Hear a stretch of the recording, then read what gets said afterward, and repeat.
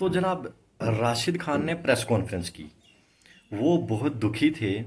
उनका कहना था कि मैं सो नहीं पाया। क्यों नहीं वो सो पाए, उनका गम क्या था, दुख क्या था। बड़े इमोशनल थे वो।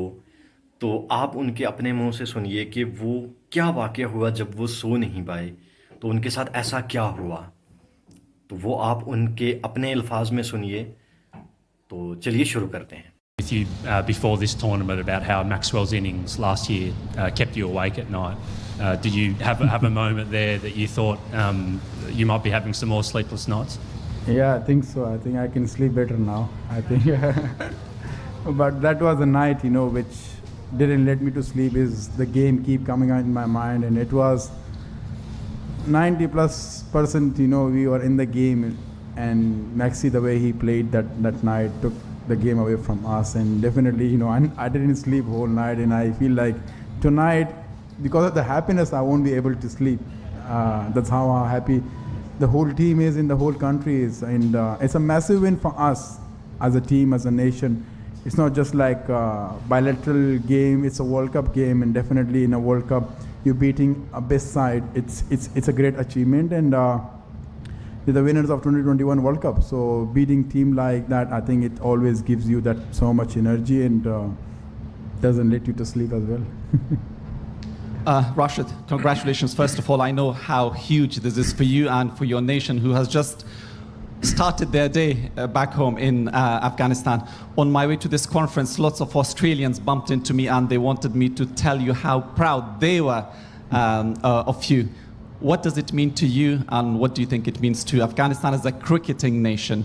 Well, it means a lot. As I said earlier, beating team like Australia, as we have beaten teams in 2023 World Cup, we have beaten New Zealand this year. It gives the people back home so much hopes, and especially to the young generation, getting involved into the cricket, and getting the attention into the sports, and also the nation. That's cricket is the only source of happiness back home. We all know that, and I feel like we are so lucky to be here, giving those happiness to the people back home. We hardly see those kind of events back home where they could celebrate and enjoy those moments. But these little games, big games, to be honest, in the World Cups, give them so much happiness, and that's something which really, really satisfies me. I don't care about taking 1 wicket, 2, 3, 5, 6 wickets, but when I see those people having those smile and celebration back home in every streets of Afghanistan, that is something which gives me so much energy, and also motivates me for the upcoming games, where I will be able to make them more proud. As a team, we can make them more proud and give them more happiness. Rashid, have you ever seen Australia field like that, dropping so many catches and so many missed fields? And did you think that was a big difference in the match, particularly how well Afghanistan fielded? Well, I think fielding is something very important. It plays a massive role in the game. And either you play T20 or ODI, but fielding is something which is under the control with, and that you have to put the effort in. Once you have that bad day in the fielding, it always keeps you away from the game. And I think, in T20, especially a short format where you make those small mistakes, it's pretty hard for you to come back. In ODI, yes, you have 50 overs where you can have the comeback. But to me, I think in T20, you don't have any excuse. You don't have any space where you can come back again into the game. And definitely, I think fielding play a crucial role as the batting and bowling. To me, is batting, bowling is 25-25. 50% is something which is fielding. And if you lose something in that, it does makes you to a losing side. Rashid, for years we've been saying Gulbuddin Naib do that after taking wickets. So what does it mean to him and you guys? He's such a senior member of this side. And just can you talk about him?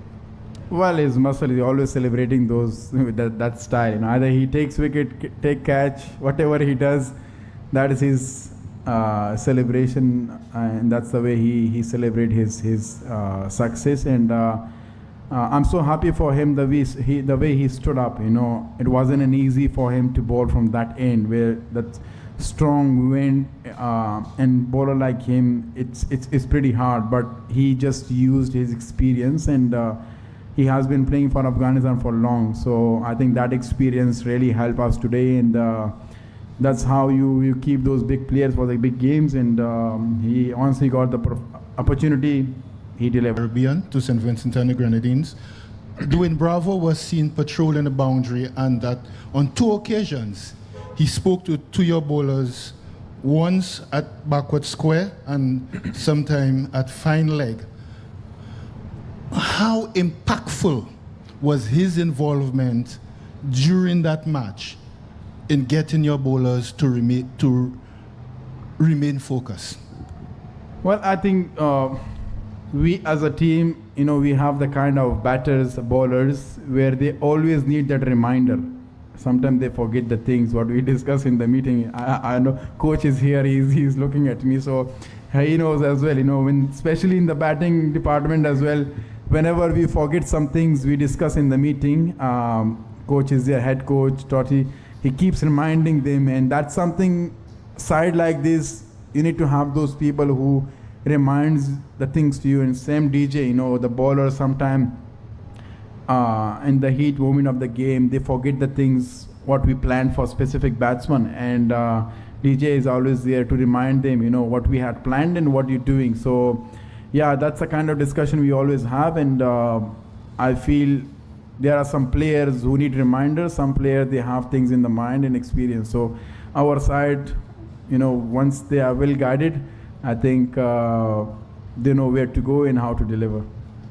Your wicketkeeper, Gobaz, looked pretty fired up today, particularly with Marcus Stoinis. Can you just kind of maybe explain what might have been behind that? Did he, who kind of started it? And Well, some guys in the team, they need that kind of fire up. Once they keep silent, they forget how good they are, and they need the kind of fire up in the middle. And to be honest, in this game, most happiest thing I have seen was the running between the wicket, between Ibrahim and Gurbaz.